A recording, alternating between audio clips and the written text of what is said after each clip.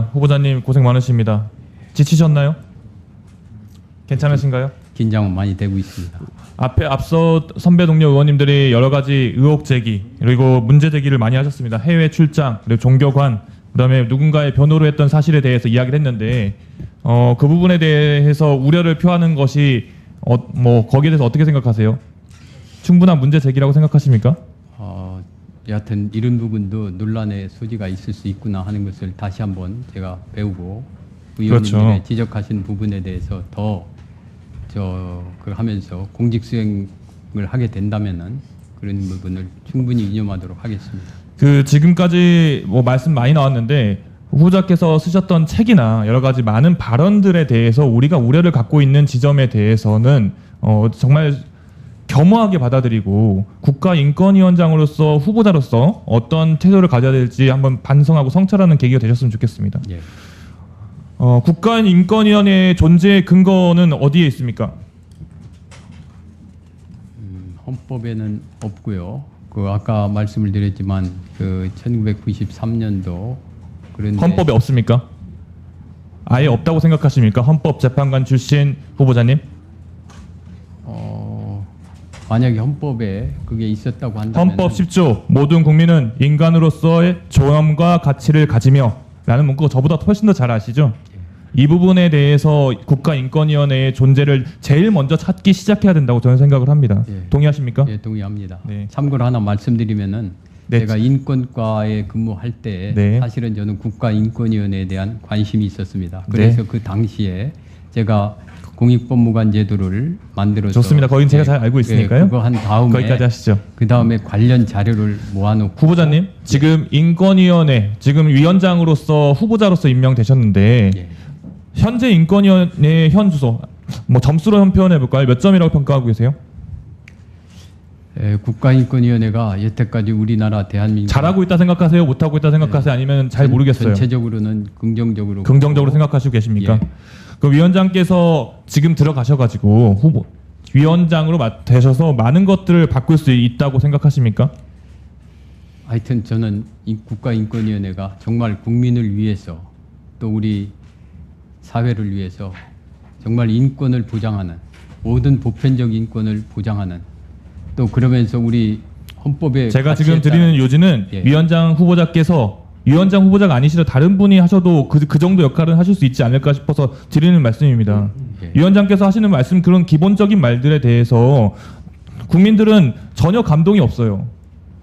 위원장 후보자께서는 이 국가위원회 위원장에 지원하셨습니까? 아니면 일방적으로 임명당하셨습니까? 추천을 받으셨습니까? 예. 위원장 후보자께서 위원장이 되시려면요, 기본적으로 국가인권위원회가 무엇을 잘못하고 있는지에 대해서 더욱더 아프게 받아들이고 계셔야 됩니다. 긍정적으로 평가하고 있다가 아니라 어느 부분이 아쉽고 그 부분에 대해서 내가 위원장으로서 어떤 부분을 이끌어내겠다라는 그런 포부를 가지고 계셔야 되죠. 예. 그냥 긍정적으로 평가하고 있다 그러면 아무나 갖다 추천받아서 하면 됩니다. 아시겠습니까? 예, 우리 위원님 말씀을 이념하겠습니다. 네, 구체적인 질문을 좀 해보겠습니다.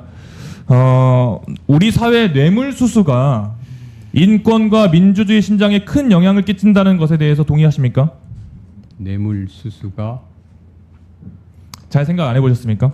깊이 생각합니다. 부패행위 자체는 민주적 절차를 왜곡시키고 뇌물은 공정한 법 집행을 방해하고 사법 정의를 훼손하게 만든다라고 유엔 인권이사회에서도 지적하고 있는 사항입니다. 예. 심지어 우리 인권위원회 들어가 보면 해석본에도 이 내용이 포함되어 있습니다. 나중에 꼭 보시길 바라고요. 예. 과거에 헌법재판관 퇴임하시면서 우리 구성원 모두가 자유롭고 평등하며 안전하고 행복하며 이런 이야기들을 쓰셨던데 맞죠? 지금도 그런 소신이 그렇게 생각하시죠? 예. 그렇다면 그런 사회를 만들기 위해서는 더욱더 공직에 있을수록 뇌물수수에 대해서 더 조심해야 된다는 것은 동의하실 수 있겠죠? 예, 그렇습니다. 그렇습니다. 근데 과거에 이런 사건이 있었어요. 박성범이라는 분이 계셨는데 뇌물수수를 한 의원이세요. 박 전 의원 부부는 1월 4일 날 어떤 분으로부터 샤넬백을 포함해서 모피코트 등 1,424만 원의 명품 선물 8가지를 받았습니다. 그런데 박성범 의원은 불구속 기소, 직접 받은 박 의원의 부인은 불기소 처분을 받았습니다. 그리고 유죄 판결을 받긴 했는데 당시 사건을 수사하던 검찰은 이번 사건을 선거사범 전담부서인 공안 일부에 배당하고 법과 원칙에 따라 신속하고 엄정하게 수사하겠다라고 말했는데 이거 혹시 이 사건 아십니까? 지금 기억이 없습니다. 이 사건을 담당했던 분이 바로 후보자님입니다. 같은 맥락이라면 윤석열 대통령도 기소돼야 된다고 생각하십니까? 그 부분 대답을 못 하시는 거니까 다음 이야기를 하겠습니다. 후보자로서 뭐 사회 정의를 위한 마음이 그 당시 혈기가 끓으시던 그런 검사 시절과 지금과 달라진 겁니까? 아니면은 잠시 답변을 못 하시는 것뿐입니까? 헌법재판관 퇴임사에서 항상 떨리는 마음으로 공동체 구성원의 인권, 믿음, 신뢰를 위해 언제나 심사숙고하셨다고 했습니다. 지금도 그 마음 그대로라고 아까 말씀하셨는데요.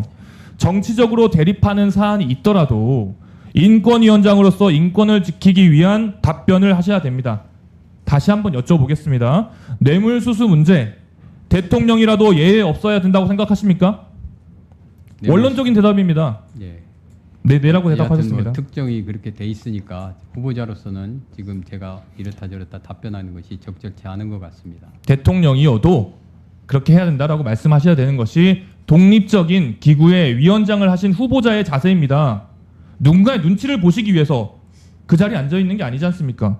누군가의 눈치를 보기 위해서라면 국민의 인권은 도대체 누가 최후의 보루가 될 수 있는 겁니까 도대체?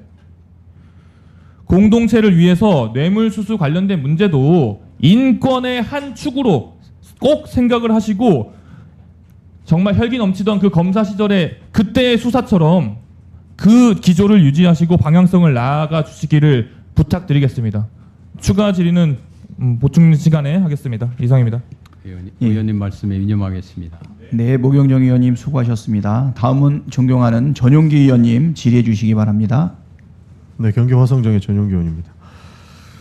저는 이